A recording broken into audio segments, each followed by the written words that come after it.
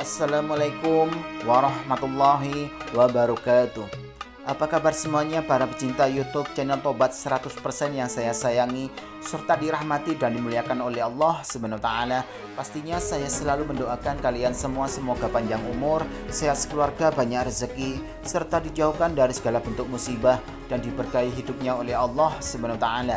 Amin amin ya rabbal alamin. Selamat datang dan selamat mencari ilmu pengetahuan tentang Islam di YouTube channel Tobat 100%. Kali ini Tobat 100% akan membahas mengenai apa perbedaan naf, roh, porin, dan jasad.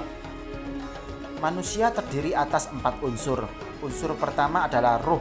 Ukuran partikelnya demikian halus, DNA dibagi sekian juta kali, disimpan di suatu tempat di sekitar arasi, sebelum kemudian dimasukkan ke dalam jasad bayi dalam kandungan umur 100 hari. Ruh ini akan menggerakkan komponen manusia lainnya, nafsiyah, tamyidziyah, dan jasmaniyah. Ruh ini akan kembali ke tempat semula ketika orangnya meninggal, untuk kembali digunakan ketika saat hari kebangkitan terjadi di yaumul akhir. Unsur kedua adalah nafsiyah, ukurannya jauh lebih besar dibanding ruh, disebut juga jiwa, disimpan di alam malakut, sebelum kemudian dimasukkan ke dalam jasad bayi dalam kandungan umur 90 hari. Nafsiyah ini adalah si aku yang diberi nama oleh orang tuanya. Dialah yang merasakan apa yang dialami oleh jasad. Dia yang merasakan senang dan sedih dan sebagainya. Ketika dia ingin istirahat, maka kita melihat jasadnya sedang tidur. Dalam kondisi tertentu, ketika jasadnya sedang sakit berat misalnya koma, dialah yang merasakan penderitaan. Kontak dengan jasadnya terputus.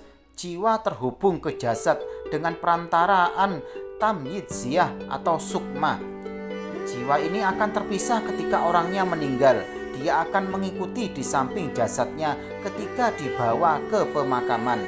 Ketika jasadnya dikubur dan orang yang membawanya ke kubur pulang 7 langkah, maka akan terbukalah alam kubur dalam hitungan yang singkat.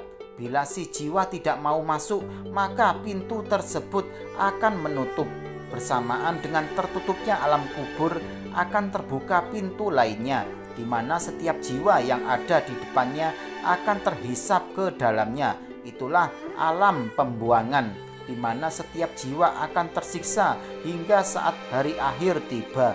Jiwa yang masuk ke alam kubur atau barzah akan terbagi 2. Sebagian sangat kecil tidak melalui pertanyaan kubur. Mereka dijemput oleh amalannya untuk kemudian langsung ditempatkan di alam nikmat. Sebagian lagi melalui pemeriksaan kubur melalui beberapa pos. Sebagian besar pertanyaannya adalah perkara sholat. Bila lolos, dia akan dimasukkan ke alam nikmat. Bila belum lolos, dia akan dipenjara, menunggu dipanggil lagi. Pada saat dipenjara, kakinya diborgol rantai besi yang ujungnya ada bandul besi yang besar sehingga tidak leluasa bergerak. Namun dia diberi makan. Selama di penjara, mereka sangat menantikan datangnya Fatihah yang dibacakan oleh keluarganya. Bacaan itu meringankan penderitaan mereka. Setelah lolos dari satu pos, dia akan berhadapan dengan pos yang lain. Pertanyaannya masih di sekitar sholat. Bila seluruh pos pemeriksaan telah dilewati, masih ada masalah, maka di ujung rangkaian pos ada gedung besar tempat persidangan terakhir di alam kubur. Di sana tersedia hakim, jaksa penuntut, dan pembela. Yang lolos dari persidangan masuk alam nikmat. Yang masih bermasalah akan dipenjara menunggu pengadilan terakhir di hadapan Allah pada saat yaumul hisab. Unsur ketiga adalah tamyidziyah, dengan nama lain sukma. Ukuran unsur pendukungnya lebih besar lagi, mungkin di kisaran ukuran atom. Di dalam sukma ini terkandung informasi mengenai seluk-beluk jasadnya, bentuknya, besarnya, laki-laki atau perempuan, penampilannya, mirip cetakan. Sukma ini penghubung antara jiwa dan jasad, seperti cara kerja sekering listrik. Sukma ini awalnya disimpan di suatu tempat di sekitar arasi dan dimasukkan ke dalam jasad bayi umur 90 hari bersamaan dengan jiwa. Saat kematian terjadi, sukma akan dikembalikan ke tempat semula menunggu saat hari kebangkitan. Unsur keempat adalah jasmaniyah. Ukuran partikel pendukungnya adalah molekul. Jasad dibentuk oleh komponen yang berasal dari tanah. Kalau diibaratkan sebuah HP, ini adalah casing kita. Pengendalian jasad ada di jiwa. Saat kematian terjadi, jasad akan dipecah oleh jasad renik menjadi partikel yang sangat halus. Energi ini dikendalikan oleh induk molekul. Di atas kuburannya akan terlihat gulungan energi yang berputar mengelilingi induk molekul. Pusaran energi ini akan memadat pada saat hari kebangkitan, dan akan terbentuk lagi jasad yang sama persis ketika yang bersangkutan belum mengalami kematian. Satu-satunya bagian tubuh yang tidak mengalami kehancuran adalah tulang panggul.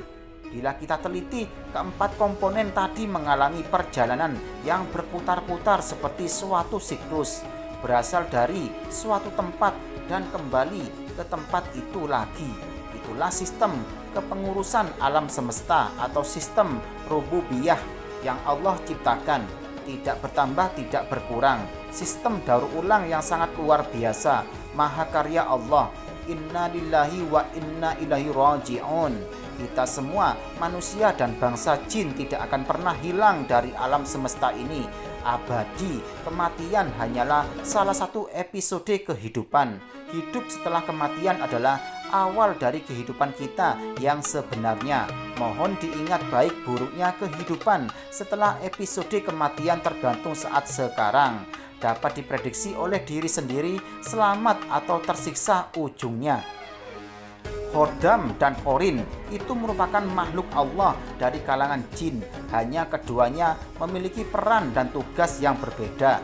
Qorin adalah jin yang mendampingi manusia dengan tugas menggoda dan menyesatkan. Makanya Qorin itu termasuk setan dari kalangan jin. Khodam adalah jin pembantu manusia, tugasnya mendampingi manusia. Makanya jin ini selalu berinteraksi dan dekat dengan manusia. Jin khodam ini bisa melakukan hal-hal yang tak bisa dilakukan oleh manusia. Khodam artinya pembantu yang diambil dari bahasa Arab khodim.